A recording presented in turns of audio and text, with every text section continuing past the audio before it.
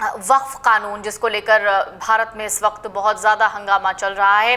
एक पक्ष इसे बिल्कुल मानने को तैयार नहीं और इन सब के बीच में सऊदी अरब का प्रधानमंत्री मोदी का दौरा, क्या ये क्यों दौरा महत्वपूर्ण है? क्या तेल की कीमतों पर किसी तरीके की बातचीत होनी है या मसला कुछ और है? क्योंकि ये 11 साल में इनका तीसरा दौरा है।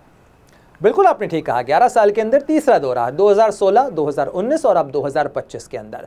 देखिए, अगर आप वक्फ की नज़ाकत का तकाजे की बात कर रही हैं तो मैं कहूँगा कि वक्त की नज़ाकत का भी ये तकाजा है। इस समय पश्चिम एशिया के पूरे इलाके के अंदर जिस तरीके का टर्बुलेंस चल रहा है, भारत के प्रधानमंत्री का सऊदी अरब का यह दौरा कई लिहाज से महत्वपूर्ण है। और इनफैक्ट आप इस दौरे को जेडी वैंस की इस यात्रा के से भी अलग हटा के बिल्कुल मत देखिएगा, क्योंकि जेडी वैंस का ये जो दौरा हो रहा है, माफ कीजिएगा, जेडी वैंस के इस दौरे की कड़ियां भी प्रधानमंत्री मोदी की यात्रा की कड़ियों से जुड़ी हो सकती हैं। क्योंकि अगर आप देखिए, डोनाल्ड ट्रंप के करीबी हैं, उनके नंबर 2 हैं जेडी वैंस, वो भारत आए हैं और वो भारत में आके प्रधानमंत्री नरेंद्र मोदी के साथ बात करेंगे और उसके अगले ही दिन प्रधानमंत्री मोदी सऊदी अरब जाएंगे। सऊदी अरब यानी पश्चिम एशिया के पूरे इलाके के अंदर अमेरिका को अगर किसी की सबसे ज्यादा परवाह आप कह सकते हैं तो इजराइल के बाद वो सऊदी अरब की है। सऊदी अरब की एक पॉलिटिकल लीडरशिप भी है, एक क्लाउड भी है अरब वर्ल्ड के अंदर, अमेरिका का करीबी है। लेकिन फिलिस्तीन के मुद्दे को लेकर इस समय काफी टर्बुलेंस है। फिलिस्तीन के मुद्दे को लेकर अमेरिका को भी यह जरूरत है कि सऊदी अरब किसी न किसी तरीके से कुछ रास्ता निकाले, कुछ मदद करे, और यह सऊदी अरब के लिए एक कठिन और पेचीदा मुद्दा है। ऐसे में भारत की भूमिका महत्वपूर्ण हो जाती है। हज 2025 से ठीक पहले प्रधानमंत्री मोदी का यह दौरा जद्दा के अंदर होगा, यानी मक्का से कुछ ही दूरी के ऊपर प्रधानमंत्री मोदी जद्दा के अंदर मोहम्मद बिन सलमान अल सऊद से मुलाकात करेंगे, जो कि क्राउन प्रिंस भी हैं सऊदी अरब के और साथ ही सऊदी अरब के प्रधानमंत्री भी हैं। कई लिहाज से ये दौरा महत्वपूर्ण है। उसमें अगर हम इसका देखें कि इसकी सबसे बड़ी अहमियत क्या है, तो आप देखिए, भारत और सऊदी अरब के बीच में कारोबार का रिश्ता काफ़ी मजबूत है। अगर आप देखें कि भारत और सऊदी अरब के बीच में जो एनर्जी पार्टनरशिप है, यानी जो भारत का ऊर्जा कारोबार है, उसके अंदर सऊदी अरब भारत के 14.3% जो टोटल क्रूड ऑयल इंपोर्ट है उसके लिए जिम्मेदार है। यानी भारत का अपनी ज़रूरत का करीब 14.3% जो क्रूड है वो आयात करता है सऊदी अरब से। इसके अलावा सऊदी अरब भारत का तीसरा सबसे बड़ा एलपीजी सोर्स डेस्टिनेशन है। 18.2% जो एलपीजी है हम सऊदी अरब से लेते हैं। तो भारत की ऊर्जा ज़रूरतों के लिहाज से सऊदी अरब बहुत महत्वपूर्ण है। भारत के लिए सऊदी अरब महत्वपूर्ण है तो ये भी याद रखना चाहिए कि सऊदी अरब के लिए भी तो भारत महत्वपूर्ण है। इसलिए महत्वपूर्ण है क्योंकि सऊदी अरब के अंदर अगर 27 लाख लोग किसी एक देश के हैं तो वो भारत के हैं, जो सऊदी अरब की अर्थव्यवस्था के अंदर महत्वपूर्ण भूमिका अदा करते हैं। दूसरी बात यह है कि अगर आप कोई सामान बेचते हैं तो आपका बड़ा खरीदार भी आपके लिए मायने रखता है, उसकी बात भी मायने रखती है। इसलिए भी भारत के प्रधानमंत्री जब सऊदी अरब में जाकर कोई बात करते हैं तो उसकी अहमियत और उसका वजन अलग होगा, खासतौर पर सऊदी अरब के मिजाज के लिहाज से, सऊदी अरब की चीज़ों के लिहाज से। सऊदी अरब और अमेरिका के बीच में भी भारत एक अच्छे संदेशवाहक की भूमिका अदा कर सकता है, क्योंकि भारत के रिश्ते सऊदी अरब से भी अच्छे हैं, अमेरिका से भी अच्छे हैं। इसलिए मैंने कहा कि जेडी वैंस की इस यात्रा को आइसोलेशन में नहीं देखना चाहिए, बल्कि ये जो पूरी जियोपॉलिटिक्स चल रही है, इस पूरे क्षेत्र के अंदर जो कुछ चल रहा है, पश्चिम एशिया, दक्षिण एशिया और दक्षिण पूर्व एशिया, उसमें अमेरिका की स्ट्रैटेजी में भारत एक महत्वपूर्ण किरदार है, जो कि क्वाड के अंदर अमेरिका का महत्वपूर्ण सहयोगी है। इसलिए डोनाल्ड ट्रंप जो है वो भारत के लिए हर बार कहते हैं, वो ट्रेड और टैरिफ की बात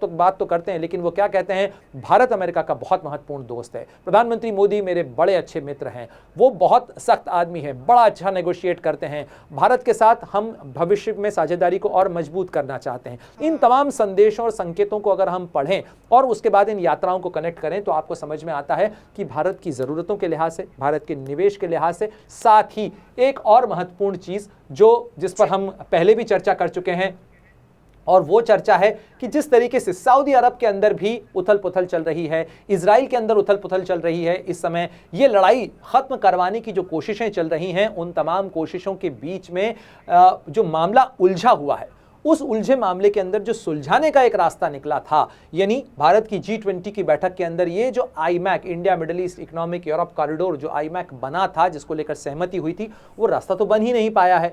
इसलिए भी, और इस रास्ते के अंदर जो सबसे बड़ा कांटा आया था वो था इजराइल और हमास का युद्ध। उस युद्ध को खत्म करवाने के लिए जो कोशिशें चल रही हैं, उन कोशिशों के अंदर कैसे गलियारा निकल सकता है ताकि ये रास्ता बन सके। ये जो रास्ता है इसे रूट ऑफ प्रॉस्पेरिटी खुद बेंजामिन नेतन्याहू कह चुके हैं। अमेरिका इस पे अपना स्टेक लगा चुका है।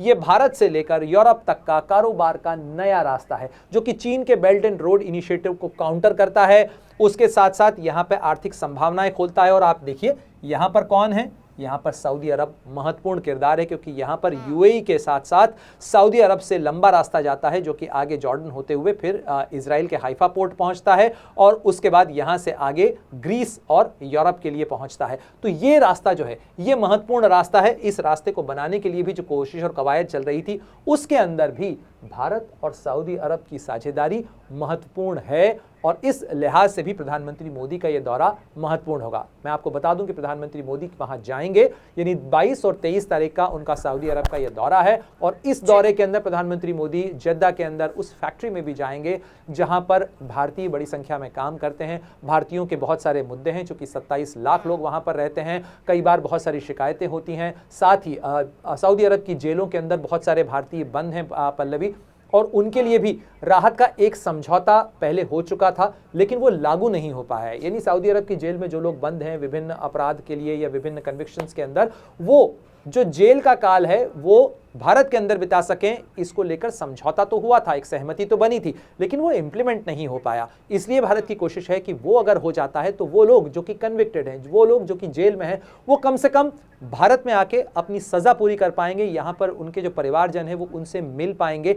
ये एक समझौता जो हुआ था उसको इंप्लीमेंट कराने के लिए भी बातचीत आगे बढ़ सके, भारत के कामगारों के लिए रियायत और सुकून वहाँ पर लिया जा सके। साथ ही जो मुश्किलें आती हैं इकामा और बाकी चीज़ों को लेकर, उसके अंदर वहाँ पर सऊदी अरब की सरकार के साथ में कुछ रियायत बनाई जा सके। साथ ही हज को लेकर मुश्किलें कम की जा सकें, क्योंकि हज के अंदर भारत का कोटा 1,75,000 का है। इस बार एक मुश्किल आई थी, 50,000 का जो प्राइवेट टूर ऑपरेटर्स का कोटा था पल्लवी, उसमें प्राइवेट टूर ऑपरेटर्स की जो लीगल प्रोसेस थी या कागजी कार्रवाई थी वो पूरी नहीं हो पाई थी। भारत सरकार के इंटरवेंशन के बाद 10,000 का कोटा और अलॉट किया गया है। उसके लिए भी प्रधानमंत्री मोदी का यह दौरा ऐसे समय में हो रहा है जब हज शुरू होने वाला है। अगले 2 महीनों के अंदर हज यात्रा शुरू हो जाएगी, उसके लिए भी तैयारियां और कवायदें चल रही हैं। तो वक्फ के कानून को लेकर घरेलू सियासत में चाहे कुछ भी चल रहा हो, लेकिन ऐसे में प्रधानमंत्री मोदी का यह दौरा कई लिहाज से महत्वपूर्ण होने वाला है, जहां एक तरफ घरेलू राजनीति को यह मैसेज देगा, दूसरी बात अंतर्राष्ट्रीय राजनीति के अंदर भी इमेज मेकिंग के लिहाज से भी अगर आप देखें तो यह महत्वपूर्ण होगा। साथ ही डोमेस्टिकली जो लोग ये मान रहे हैं या ये आलोचना करने की कोशिश कर रहे हैं कि भाई मुस्लिम समुदाय के हितों की रक्षा नहीं हो रही है, उनके लिहाज से चीज़ें नहीं की जा रही हैं, उसकी बजाय उसके साथ साथ वो तस्वीरें भी आएंगी जब जो द कंट्री ऑफ 2 मॉस्क, जो होली मॉस्क का मुल्क है, वो वहां पर प्रधानमंत्री मोदी की अगवानी करता हुआ नजर आएगा, उनका स्वागत करता हुआ नजर आएगा। Political relationship, energy relationship, defence relationship, strategic relationship, ये है बड़ा दायरा भारत और सऊदी अरब के रिश्तों का। और इस लिहाज से अगर आप JD वैंस की भारत यात्रा और साथ ही प्रधानमंत्री मोदी की सऊदी अरब की यात्रा को जोड़ें तो आपको एक बिग पिक्चर नजर आती है जो ये बताती है कि भारत की अहमियत और उसकी बात का वजन काफ़ी अहम है। और ख़ासतौर पर पश्चिम एशिया के इस इलाके के अंदर जो नई इबारत और नई इक्वेशन बन रही है उसमें भारत का एक महत्वपूर्ण योगदान है। अगर आप ये वीडियो YouTube पर देख रहे हैं तो हमारे चैनल को सब्सक्राइब कर बेल आइकन दबाएं और Facebook पर देख रहे हैं तो हमारे पेज को लाइक करें। 8 मिलियन प्लस सब्सक्राइबर, आपके इस भरोसे के लिए बहुत धन्यवाद।